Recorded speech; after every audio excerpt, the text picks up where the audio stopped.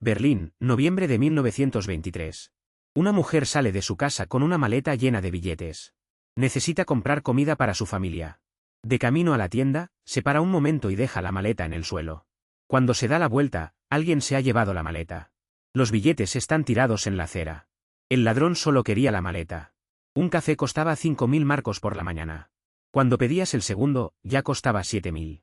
Un periódico costaba más que una casa entera habría costado unos meses antes. Los trabajadores cobraban 2 veces al día, por la mañana y al mediodía, para poder salir corriendo a gastar el dinero antes de que perdiese aún más valor. Esto es la hiperinflación. No es inflación alta. No es inflación muy alta. Es la destrucción total del valor del dinero. Un colapso tan rápido y tan absoluto que el dinero deja de funcionar como dinero. Y ha ocurrido más veces de las que pensáis. En los episodios anteriores hemos visto la inflación moderada y la deflación. Hoy vamos al extremo. A lo que ocurre cuando la inflación se descontrola por completo. El economista Philip Kagan definió la hiperinflación en 1956, una inflación mensual superior al 50%. Eso equivale a que los precios se multipliquen por más de 100 en un solo año. Parece imposible. Pero ha ocurrido docenas de veces a lo largo de la historia. Y cada caso sigue un patrón sorprendentemente similar. Crisis fiscal. Impresión masiva de dinero. Pérdida de confianza. Colapso. Hoy vamos a recorrer 4 de los casos más dramáticos. Y vamos a entender por qué las hiperinflaciones ocurren y cómo terminan. Alemania, 1921. El país ha perdido la Primera Guerra Mundial. El Tratado de Versalles le impone unas reparaciones de guerra gigantescas. El gobierno no tiene suficientes ingresos para pagarlas. En enero de 1923, tropas francesas y belgas ocupan el Valle del Ruhr, la principal zona industrial alemana, como castigo por el retraso en los pagos. El gobierno alemán responde llamando a una huelga general en el Ruhr. Pero tiene que seguir pagando a los trabajadores en huelga. ¿Cómo? Imprimiendo dinero. Las imprentas del Reichsbank trabajaron día y noche. La cantidad de marcos en circulación se multiplicó de forma grotesca. Y los precios respondieron. En enero de 1923, un dólar americano valía aproximadamente 18.000 marcos. En noviembre, un dólar valía 4.200.000 millones de marcos. Los precios se duplicaban cada 3 días y medio. Un pan costaba 200.000 millones de marcos. El gobierno imprimía billetes de 100 billones de marcos. Los niños jugaban con fajos de billetes en la calle. Los adultos empapelaban las paredes con ellos, porque era más barato que comprar papel pintado. La destrucción no fue solo económica. Fue social y política. La clase media alemana, que tenía sus ahorros en marcos, lo perdió todo de la noche a la mañana. Décadas de ahorros se evaporaron. Y el resentimiento que generó esa pérdida fue una de las fuerzas que, 10 años después, llevarían al poder a los nazis. La hiperinflación de Weimar no solo destruyó una moneda. Ayudó a destruir una democracia. ¿Cómo terminó? Con una moneda nueva. En noviembre de 1923 se introdujo el Rentenmark, respaldado por hipotecas sobre la tierra y los activos industriales alemanes. Un Rentenmark equivalía a 1 billón de marcos antiguos. La gente confió en la nueva moneda. Y la confianza detuvo la espiral. Porque al final, eso es lo que sostiene cualquier moneda. Confianza. Si creéis que Weimar fue el peor caso de hiperinflación de la historia, no es así. Ese dudoso honor le corresponde a Hungría. Después de la Segunda Guerra Mundial, la economía húngara estaba devastada. Las fábricas destruidas. Los puentes volados. La infraestructura arrasada. Y encima, el país tenía que pagar reparaciones a la Unión Soviética. El gobierno empezó a imprimir dinero para financiarse. Y la inflación alcanzó niveles que desafían la comprensión. En julio de 1946, el pico de la crisis, los precios se duplicaban cada 15 horas. No cada día. Cada 15 horas. La tasa de inflación mensual máxima fue de 4,19 trillones %. El billete de mayor denominación fue de 100 trillones de pengos.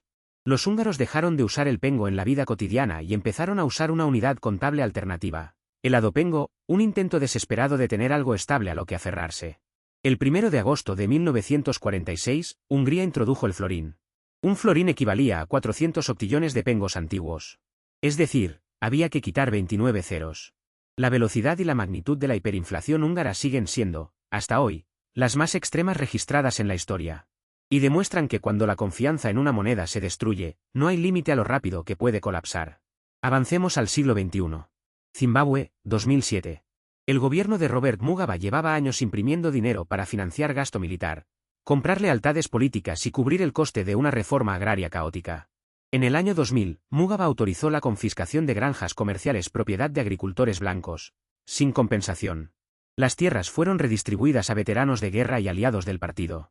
Pero muchos de los nuevos propietarios no tenían experiencia agrícola. La producción de alimentos se desplomó un 45%. Un país que había sido exportador de alimentos se convirtió en importador. Con la economía hundiéndose, el gobierno recurrió a la solución de siempre, imprimir más dinero.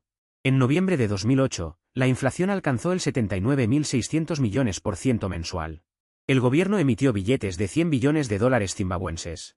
Un billete que hoy es objeto de coleccionismo, pero que en su momento no compraba ni una barra de pan. La gente dejó de usar la moneda nacional. Empezaron a aceptar dólares americanos, euros, rands sudafricanos. Cualquier cosa que mantuviese su valor. En 2009, el gobierno oficializó lo que ya era un hecho. Adoptó monedas extranjeras como medio de pago oficial. El dólar zimbabuense dejó de existir. La hiperinflación más reciente a gran escala es la de Venezuela. Y empezó, como siempre, con una crisis fiscal. Venezuela tiene las mayores reservas de petróleo del mundo. Durante décadas, los ingresos petroleros financiaron el gasto público. Cuando el petróleo estaba a más de $100 el barril, el sistema funcionaba. Cuando el precio se hundió a partir de 2014, el sistema colapsó. Pero el problema no era solo el petróleo. El gobierno había impuesto controles de precios que hicieron inviable la producción nacional. Si el precio máximo al que podéis vender una botella de leche es inferior al coste de producirla, dejáis de producir leche. Y eso es exactamente lo que pasó. Los supermercados se vaciaron. Para cubrir el déficit, el gobierno imprimió dinero. La inflación pasó del 274% en 2016 al 130.000%. En 2018. El coste humano fue devastador. Más de 7 millones de venezolanos han abandonado el país. La mayor crisis migratoria de la historia de América Latina. Familias separadas. Profesionales cualificados conduciendo taxis en países vecinos.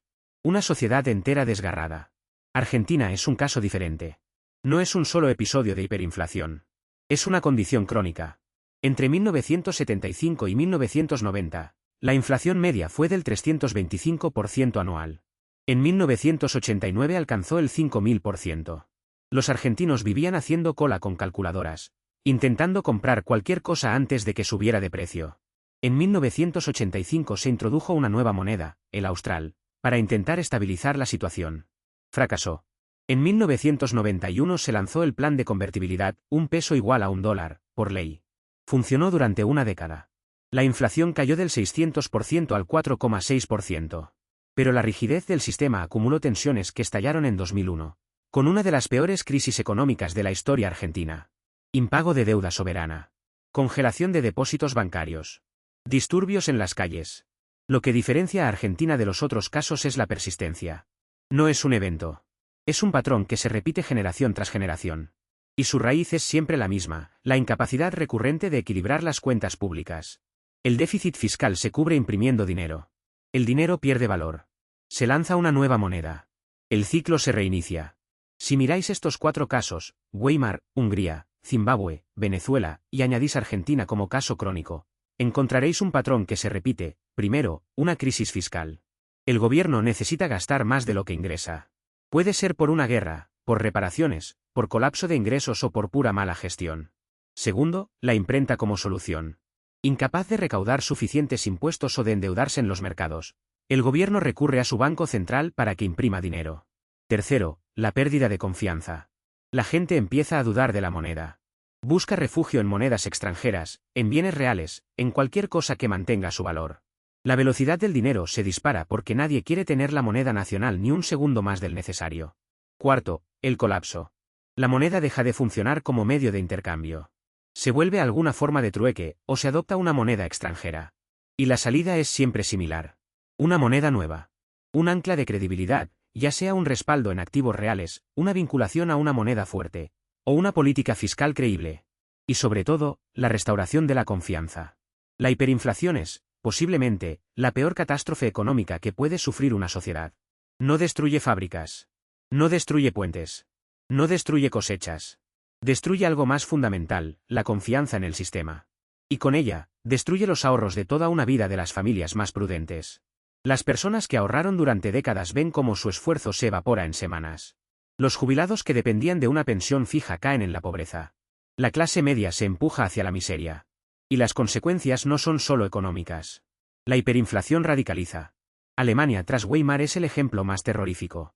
Pero Zimbabue también vio cómo la crisis económica alimentaba la represión política. Y Venezuela vio cómo millones de personas elegían el exilio. Cuando el dinero deja de funcionar, el contrato social se rompe. Y reparar ese contrato lleva generaciones. 3 ideas para llevaros de este episodio. Primera, la hiperinflación sigue siempre el mismo patrón. Crisis fiscal, impresión masiva de dinero, pérdida de confianza, colapso de la moneda. Weimar, Hungría, Zimbabue y Venezuela lo demuestran. Segunda, la hiperinflación se cura siempre de forma similar. Nueva moneda, ancla de credibilidad y política fiscal responsable. El ingrediente clave no es técnico. Es la confianza. Tercera, el coste humano es devastador y duradero. Ahorros destruidos, clase media empobrecida, emigración masiva, radicalización política. Las hiperinflaciones no solo destruyen monedas. Destruyen sociedades. La hiperinflación destruye economías. Pero algo más sutil y más sistémico impulsa a las economías a través de ciclos de auge y caída. La acumulación y el desmantelamiento de deuda. La deuda es una máquina. Y tiene su propio ritmo. El próximo episodio vamos a entender esa máquina.